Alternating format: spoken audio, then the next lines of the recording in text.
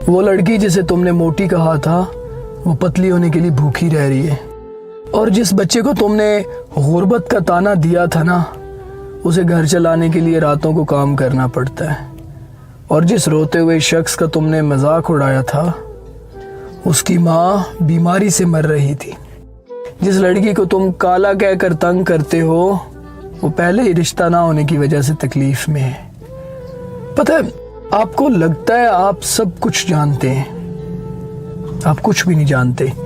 इसलिए प्लीज किसी पर आवाज कसने से पहले सोच लिया करें कि वो भी खुदा का बंदा है, और अगर तुम्हारे ताने की वजह से वो बेसुकून रहा तो ऊपर वाला तुम्हें भी बेसुकून कर सकता है। क्या आप जानते हैं गूगल के मुताबिक 90% हार्ट अटैक मर्दों को होते हैं और सिर्फ 10% औरतों को होते हैं।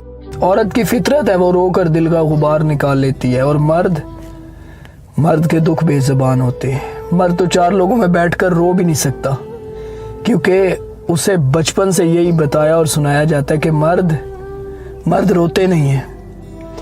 मर्द को अपने दर्द का भी पर्दा रखना पड़ता है। और पता है, दर्द जो बयान न किए जा सके वो इंसान को अंदर से तोड़ देते, अंदर से खा जाते।